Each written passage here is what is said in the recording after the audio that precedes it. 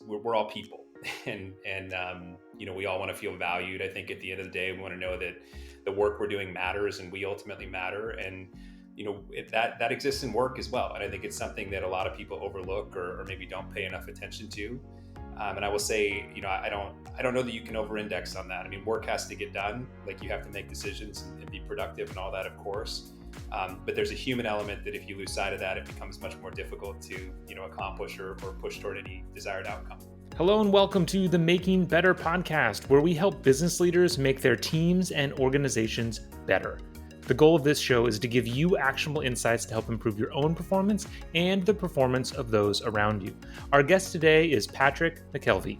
Patrick and I met several years ago when he was the vice president of sales at Cornerstone, one of the largest and most well-known learning management systems out there. He has since moved on to Remote, an HR platform whose goal is to make running global teams simple. In this discussion, we dive into the idea of remote work, what it is, and what it takes to be successful. You can expect to learn about the tools required to make remote work, the types of roles that lend themselves to remote work, and some of the best ways to build trust in a remote environment. Before we get into the discussion, I do want to remind you that if this is your first time listening to the show, make sure to like and subscribe so you never miss a future episode. And if you're already subscribed, then I would humbly ask that you share this show with at least one other person, because that, after all, is how we grow. So with that, let's get into the discussion with Patrick MacKelvie. Patrick, welcome to the Making Better podcast. How are you doing today? Thanks, Matt. Doing great. Thanks for having me. Yeah, I'm really excited. We've known each other for a while now, through your time at Cornerstone, and I'm really excited to talk today about really the topic, which is where you work now. You work at a company called Remote, which is all about remote work, and we can talk a little bit more specifically about them in a little bit if you want to. But I'd love to start off the conversation because before we started recording, you mentioned something really interesting to me about the idea how your whole career has been in sales, and though sales is very remote oriented, because you got sales people all over the place, that human touch is really important. And I think I'd love to hear you riff on kind of that a little bit and what you've gained from that, because I think it is that predicament that so many leaders find themselves in today, of they're having to lead remotely, but they also know how important that human touch is. What has your experience been like that during your time in sales? For sure. Yeah. I mean, I'm going to date myself a little bit here, but when I started my sales career, I was still, printing out directions via MapQuest and Yes. hopping in a Hertz rental car, hoping it had the never lost system, so I could find where I was going. And if anyone canceled an appointment midstream, I was sunk because I would always do those directions sequentially. Yes. So like, technology has been so beautiful in so many ways, and it saved us so much time. But I think you run the risk of losing some of that human element about which you spoke. And the reality is, sales is a people business. People are buying from people, and so anything that runs the risk of putting space, time, distance in between that, I think potentially it exposes risk. It makes the process kind of a little bit more. Just a little bit more difficult potentially. So, yeah, I think I've been remote for many years, like probably 20. It's been like 20 years since I've had an office, but always on planes and scheduling appointments with people and internal meetings and that. And COVID obviously threw us all for a loop in so many ways, but I think it really made so many of us, myself included, stop and think about, is it worth it to get on this plane? Do I actually need to do this? And that's kind of the environment we're still living in, so kind of seeing the effects Yeah. of that, whether positive or negative. So I think it's challenging, and as a leader, you have to spend a little bit more time thinking through and being more deliberate, specifically about how you manage people, because again, it's a relationship business, and you run the risk of becoming disconnected if you're not paying attention to those things and potentially leaning in. Yeah, it feels like actually there could be a lot of corollaries there. And I imagine in sales, there's a lot of salespeople who think it's all about the deal, right? Like it's all about the numbers or the money or the outcome or whatever it is, and skip over kind of the relationship piece. I know especially new managers, I certainly fell into this of, you think it's like it's all about the projects, it's all about the deadlines, it's all about the work, and it leads to this almost like emptiness. And so Mm. when you were in sales, I guess, so you're moving around a lot. how did you find that balance? And especially like during COVID, I think when COVID started, most of us, what we would hear is this all of a sudden, oh, people are willing to sign $100 million deals via Zoom calls. Like, we don't need to ever travel again. Um, and the same could be said with then the work world of, oh, people are willing to do all this work just totally remotely. Where did you find, how is that right and how is that wrong? Like, when is that right and when is it wrong? Yeah, I think in sales, ultimately, you're trying to earn trust. Yeah. You want to, you sort of, in an ideal scenario, we talk about it like you want to get on the same side of the table as your buyer, your potential buyer, and when you can do that, and there's kind of this trusted advisor status. It's almost like mythical in some ways that you're always trying to earn. Pick your sales book, and it's all in there. They may call it something slightly different. But trying to do that remotely, presents some unique challenges. I think if you can sit down, it's no different than just relationships. Just to sit down across the table from somebody and have a cup of coffee or share a meal, you build rapport, and start to build that foundation of trust. And like I said earlier, you're ultimately buying from people. So if you put obstacles in the way of that, I think it becomes inherently more difficult, to really establish that trust. And I really believe no matter how good your product is, or how acute the need is, if you fail to establish that trust, then you're really putting yourself at risk of not being able to lead that to a successful outcome. So I think the remote piece of it, we just had to get a little bit more creative about how we do that. And COVID sort of thrust us into this whether we liked it or not. And so I think, it wasn't so much the salespeople of the world pushing this forward and trying to drive toward more of a remote outcome, a disconnected outcome, async outcome, or format, I guess I should say. But the world kind of thrust that upon us. So thankfully, it wasn't the us forcing it on the market. I think the market kind of, or the world maybe at large, sort of forced it upon us. So we were all in it together, Yeah. and that certainly made things a little bit easier, for us, a little bit more synchronous than they might have been otherwise. But it still presents a ton of challenges, and you see now with all the return to work, focuses. It seems like every day there's another, Fortune 5, Fortune 100 company who's taken some stance on that. And so part of it is just understanding culturally what makes sense for that organization, what their expectations are, how they buy, how that may have shifted, and again, trying to kind of meet them where they are. Yeah. Yeah. And I think we can make the full jump now into just talking to managers and leadership, because I think it is the same thing, right? When it comes to management, the number one thing that you're trying to do is build trust, and it's all about figuring out how to build trust, what trust looks like in your organization. Speaking of, like you said, we keep seeing every couple of weeks a different Fortune 500 company is doing return to work or changing their policy or whatever it is. From your perspective, I think you have a really good perspective looking out at the business world.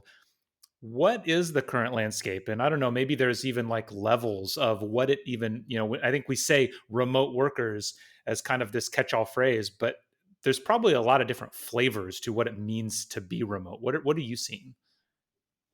Absolutely, yeah. I think, so. One important definition, and I kind of learned this, or it certainly became steeped in it coming to remote. My current company is, there's remote work, meaning you're not existing in a physical office. You're maybe doing that on a part-time basis and working from home. And a lot of us have been. I mean, it depends on your career, but I would say in technology and sales, there are a lot of recruiting is another huge one. There have been, I think we've been taking steps to kind of becoming more distributed over time. The sort of extreme example of that is going full asynchronous. And remote as a company was founded on a not only a remote basis, as the, the name implies, but also on an async basis. Mm, Um, that's specifically fascinating, and I had not worked in an environment like that before. So there's a big cultural element to that, for sure, and it takes I think strong leadership who set that vision and the expectation of what that means. And it also makes you really lean on technology to find ways to collaborate truly asynchronously, because as you can imagine, without the proper tools, it's very difficult, if not impossible. yes. And then you couple that with us, and I think many companies being global workforces, truly global workforces, and you're dealing with time changes and things like that. But there are a ton of advantages to it too, and I'm happy to chat about that as well. Yeah, I would actually love to dive into that because I do think it is. they're different ideas, but they're very similar. And for anybody who's interested, I'm a big listener of Jason Fried and the book Rework, and his company Basecamp, and there's a book called A World Without Email, and Deep Work, that talks a lot about these concepts of how to allow people kind of more freedom to focus on the work rather than everything else. And it all comes back to those tools. Yeah, I think, what have you found, I guess, specific to that asynchronous piece, what have you found trickiest? And you mentioned some of the tools and technologies that enable it. What are some of those? Sure. Yeah. By the way, our remote's co-founder, Joop van der Voort, has a fantastic masterclass that he put out on this, like Mm, 30 minutes. So drop a plug in there for that. That kind of great. explains a lot of these things conceptually much more eloquently than I can. He's a brilliant guy who I'm grateful to work for. But yeah, I think there were certain roles, jobs, roles, functions, I guess, that lend themselves more to async work. And and our co-founder Marcelo Lebre, he's Portuguese, so I'm probably mispronouncing that. Sorry, Marcelo. It doesn't roll quite off my Anglo-centric tongue, quite the same. But they're engineers by trade, and Yeah. so in coding and code collaboration, Yob was at a company called GitLab before, that is kind of code collaboration software for those who are unfamiliar. They found extreme benefit, and I think like advantages literally over the competition in being able to work this way. And so they took a lot of those lessons learned and culturally integrated them into remote when they founded it. So the ability, the freedom to work async actually makes you, to your point, Matt, some of the books you were mentioning conceptually and otherwise, you're more productive because you've got more time to focus on work when it's convenient to focus on work, and more time to focus on life and everything outside of work in the times that are not work focused. So there's a lot of autonomy and a lot of freedom there for sure. And I think folks, there are some potential risks and pitfalls for folks that are not used to working in those environments, and you've got to sort all that out. I think again, just having strong leadership and vision about around what what's ultimately expected, and Yeah. being able to still get your stuff done and be productive is probably the critical key there, and then everything else falls into line. Tools wise, I mean, we are huge users of Slack, and so that is certainly, it can be an async tool for sure. It can be a Yeah. very like noisy sync tool. So I think finding balance with some of those things for sure. Love Slack, by the way, but it needs to be kind of controlled Yep. in some Absolutely. You ways. got to have policies, or at least like procedures for best practices for how to use it. Yeah, absolutely. And we use another tool called Notion, and Oh yeah. I was actually not. I was familiar with the company before. I'd never used it before coming to remote, and it's two things. One, I think the tool, for those not familiar, it's not dissimilar to like a Google Doc or something, just a shared documents essentially. So you can share information, and you can restrict that. You can open it up, kind of globally to your entire company and that sort of thing. But remote also has a really open, communication policy, essentially, where most of those things take place, most discussions, most documentation takes place in public forum, and so it's really interesting the productivity that can be gained sort of indirectly by just somebody taking a look at something that maybe wouldn't have had access to it. And certainly in a sync environment where you're in a meeting room, the doors closed, there's conversations going on. A lot of that gets lost, and I think a lot of organizations feel this, where things just don't get documented and they kind of go away. They live Yeah. in the head of somebody. And if Matt, we're working on a project, you win the lottery tomorrow and you go away, a lot of that knowledge walks out the door with you. So I find that to be a super helpful tool. But again, like culturally, it has to be positioned the right way, to your point about Slack, and then adopted correctly and sort of utilized correctly to ultimately work the way it was intended. I hope you are enjoying the conversation, but before we get any further, I want to tell you about some things happening at Better Everyday Studios. If you are listening to this podcast, you are probably looking to improve the performance of your team or organization. I've spent a career working in the highest performing teams on the planet, like the US Air Force and SpaceX. These experiences taught me just how important frontline leaders and managers are to retention, productivity, engagement, and innovation. If your organization is struggling because of the inexperience of your new managers, Better Everyday Studios is here to help. We will work with you to build and facilitate everything from individual workshops to multi-month programs for building leadership skills in your organization. If you think this support is something you need, check out the link in the show notes below and visit bettereverydaystudios.com/accelerator to sign up for one of our single skill accelerator sessions and experience one of our leader development sessions firsthand. Now, back to the episode.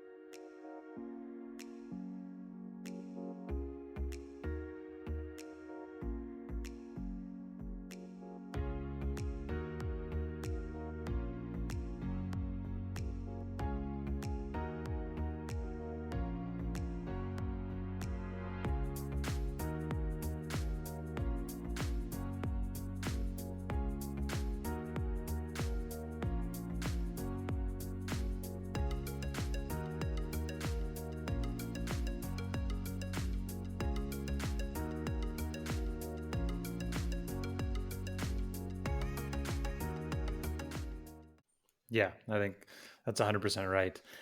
Even beyond the tools, before that, you mentioned the fact that, certain kinds of work lend themselves more to this kind of stuff. I guess both on an asynchronous level and on a remote level. Um, what do you think are some of the attributes for whether it's individual roles or teams that fit this kind of work better than others? Yeah, I mean, I think things it could just be functions within roles, right? Like there are just certain things like research or anything that's independent work. I mean, we mentioned software engineers before. I mean, a lot of that can be done, and I'm not a software engineer, so I don't mean to overstep for any software engineers listening. But my observation is that there's a lot of that can be done, sort of independently, and you come Yeah, together and collaborate on things. But big chunks of that work can ultimately be done independently. In the sales function, it's a lot of the research, the process work, things that we're doing to put together demos or presentations, those sorts of things. I think a lot of the strategy work, researching accounts and doing a lot of that certainly lend themselves more to async. And then there are collaborative elements, whether you're a software engineer or a salesperson, where there are certain functions that I think just lend themselves more towards synchronous work. And anything that's that is prospect facing or customer facing, kind of people facing, I guess, those you have to sort of meet your, like we were talking about earlier, kind of meet your buyer, your customer, your prospect where they are. And so a lot of it is we can't take away some of this the synchronous work like that. I don't think it'll ever go away. I mean, never yeah, never say never. I don't see a path to that immediately. So it makes you prioritize the things that you can do async more to have more time, energy, dedication to the things that have to be synchronous. yeah. And so I'm guessing those things that need to be synchronous, earlier in the discussion, we were talking a lot about trust. Hmm. How, and that's obviously one of them. So in these roles where you do have it, just it makes sense. You can be more efficient, you can get the work done, you can have better work-life balance, whatever it is, when you're working remotely or asynchronously. What have you done in when you've been in those roles where that's kind of the reality? What have you done to build that trust on your team to make sure that there is still that human connection? Yeah, that's a great question. I think a lot of it, especially, and I'm fairly new at remote. I'm in my third month here, and so I just kind of went through this where you're meeting a new team for the first time and kind of inheriting certain roles and responsibilities and projects and all the rest of it.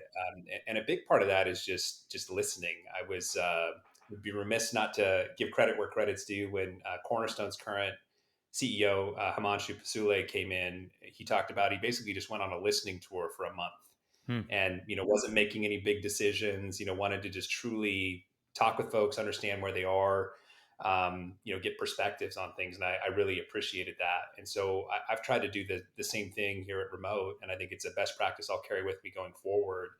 Just to understand. I mean, people want to be heard for sure, and then it's all kind of about the follow up from there. So it's not making promises I can't deliver on, certainly, but making sure that folks know that I'm listening, they're heard, and we're going to do something with that. It's not just a one and done conversation, or a note that gets shoved in a folder somewhere. But we're actually doing something with that. And I think listening continues to be. It sounds a little cliche, I guess, or maybe overly simplistic, but it's so important. Just communication as a whole.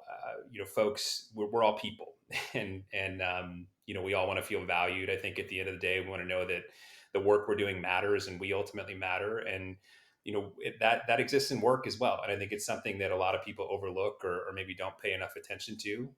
And I will say, I don't know that you can over-index on that. I mean, work Yeah. has to get done. Like you have to make decisions and be productive and all that, of course. But there's a human element that if you lose sight of that, it becomes much more difficult to accomplish or push toward any desired outcome. Yeah. It's funny that you mentioned that because as we're talking, this will be after this all happens, but I just wrote and scheduled my LinkedIn post for tomorrow. And it said the one piece of advice I have for all new managers is just stop talking. Because I think that's just as you're a new manager, you're like, I want to prove myself. I want to show why I got promoted, show that I deserve to be here. And you just Yeah. sit there in every meeting, you just talk, talk, talk. And you need to just stop talking because people really want to be listened to. What I hear you saying there a little bit is sounds like when you say human element, the human element is still required. That doesn't necessarily mean face-to-face human element that in a remote environment, because I think that's a little bit different. I think it's Andreessen Horowitz through the Mm. pandemic, they went fully remote, but they make sure, I forget if it's quarterly or triannually, to have a big meetup where they bring the whole organization together in person. What do you think, again, with this idea of building trust, listening is a huge thing, but what of that building trust and relationship can happen just by being more deliberate through technology versus trying to remove the technology and make sure, no, really, like, we need to meet as people. Do you think, what do you Sure. think? Yeah, I mean, I find value in both. I recently had the opportunity to get together with, recently, it's been 6 weeks ago, with a portion of my team. We were exhibiting at South by Southwest down in Austin, Nice. and it was great. It's awesome. I think as a new employee, let alone manager, just to sit on a trade show floor and listen to people talk about your product and the positioning, and there's some beauty in that. But the most beneficial thing for me, honestly, was going out to dinner with people and Yeah. just sitting down and hearing about their life and their kids and their pets and their hobbies and some of those things. And you can certainly do that over technology. I think the one distinction I would make is we tend to look at technology as work, right? We use these tools as productivity tools for work. Sure. And there are other deployments, and any of us who worked and lived through the pandemic, I think we're all sick of virtual happy hours and those sorts of things. So it doesn't have to bleed into that space Yeah. entirely, but just to take a second and check in, in a one-on-one conversation with one of your direct reports or team members. Doesn't have to be a hierarchical thing. Just check in and see how they're doing, and I think just caring personally. I mean, I go back to Kim Scott, radical candor, right? Caring personally, challenging directly. Yes. The caring personally part is, I think, the harder one to wrap your head around. And just taking a couple minutes to do that, I find it goes a heck of a long way. So then, if I hear you correctly, if I kind of recap what we've talked about so far from like an organizational level, there's three things that I think I've at least taken away so far, and that's, at an organizational level for remote work to work, it's about, making sure the jobs that you're doing are the right, that lend themselves to this, that you have the tools in place, the systems, like that kind of thing, that you're deliberate about how you're using the tools, but then that you don't just use those tools for work. And that's what you were just saying. Of you also, since you're primarily, doing things electronically, that you don't only think about work in those times, and that you use that time to actually make a connection. But then finally, the third thing, there's still no substitute for in-person interaction. And every now and then, if you can find a way to do it, like those three pillars feel like kind of the big things from an organizational level to be thinking about. Does that sound right? Yeah, I think that's right. And I would say the thing that kind of underlays all of that is culture. And as leaders, I Mm, think it's on us to set the expectation and actually sort of, demonstrate the behavior, if yes. you will, to say like, hey, this is how this is how you can do this successfully, or this is what good looks like. Maybe not in a limiting fashion, but this is how it works for me. Yeah. And I think teams do, take on a little bit of the personality of their leadership, whether they Absolutely. realize it or not. So I think that's really important. And our founders here at Remote have done that. I mentioned Himanshu Pasule at Cornerstone. I think there's a lot of great examples out there. A lot of people that are doing elements of this very, very well. Yeah. So then bringing it down from the organizational level to, maybe some of those frontline managers or individual managers in an organization. You've led remote teams. What are some keys things that managers should be thinking about, that managers can influence to make a remote team successful, you think? That's a great question. Yeah, so I think demonstrating some of those behaviors, Yep. like we talked about, so sort of leading from the front is important. Kind of what best practice looks like. I think with anything, in not just limited to remote work, but being really clear on expectations. I find like most people generally want to do well. If you give someone a Yeah. goal, they want to try to hit or exceed that goal, right? And the vast majority of people. So I think one of the places things break down most often from leadership or management is we're not super clear in that expectation. And then you get kind of mixed results, and that's on you. I think that's or on us, the proverbial you, as the leader. And a lot of leaders don't realize that, and so the cycle kind of continues and perpetuates. So I think that's really important. I think finding ways to just getting creative with how teams collaborate. Cross functionally, just finding more opportunities for people to come together. Certainly in person if you can, and we think about the social pieces of that. But I would say it's hard to substitute the productivity that can happen in a room. Flying Yeah. everybody in, it's expensive and it's time consuming and it's costly and opportunity costs and all the rest of it. But there have been few well organized meetings I've attended in my career where I thought, well, that was a waste of time, or that was that wasn't productive. We didn't get Yeah. things done. So I think there's opportunities for managers to get creative and find those opportunities, find those avenues, I guess, where you can bring people together. And sometimes it's as simple as just asking the question, get a little budget approved, and away you go. And then I think getting creative beyond that in situations where you can't get together. And I mentioned the Zoom happy hour, and I'm not gonna push or advocate for that. But No, no, not gonna die on that stake on that hill. no, it's I think I'd lose about half my team right away if they listen to the podcast.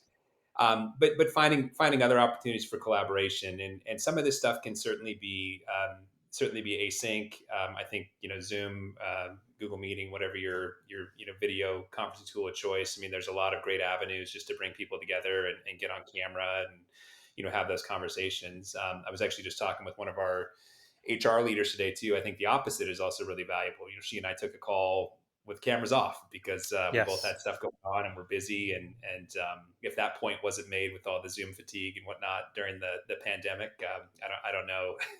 I I don't know if can't tell you.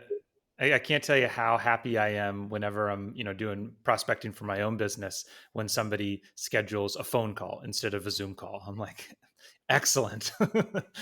kind of old school, but it can be a beautiful thing. And I think just being honest, with yourself, and your team about setting those expectations. Because sometimes this is going to sound kind of funny, but sometimes it's almost like permission. Like people feel like they need permission to Mm, turn their camera off. hmm. So, it doesn't have to be that way. I think that has this weird like hierarchical construct that's probably unnecessary. But as a leader, I think it's important to think about that. Are you demonstrating that?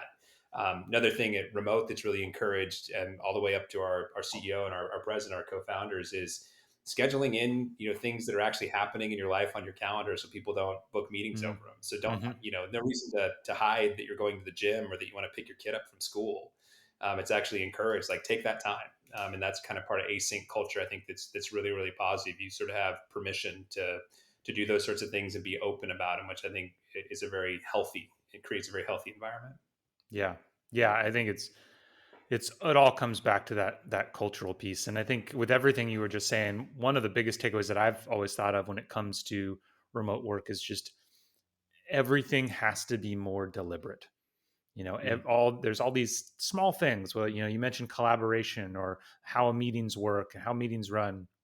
They just, because we've done it for so long, there's just a much more natural flow when it's in person. Everybody kind of knows the ground rules, they know how the things work, whereas we don't have that in the remote world. And so everything that between, it's new to so many of us, and just the filter, or, the separation caused by the technology, it just means everything is just that much more deliberate. If you don't, Sure. if you as the manager don't take the time to see a collaboration opportunity and connect one person with the other person and say like, hey, I think you two, this might be interesting for you. It doesn't have to be a big effort, like it can just be a quick Slack message. But if you don't do that, then the chances of it happening are much lower in a remote environment than in an in-person environment.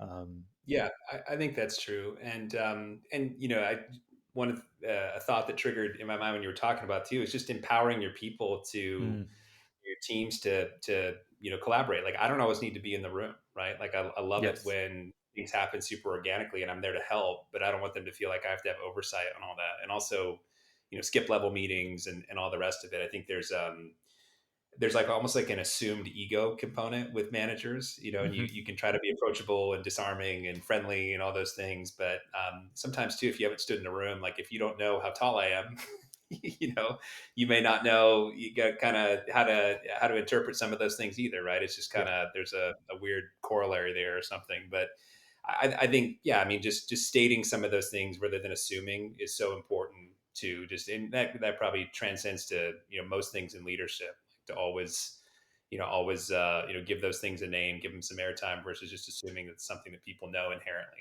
And the remote dynamic, I think, is a great example of that. Don't just assume that people know how to do this or how to execute at a high level. Yeah.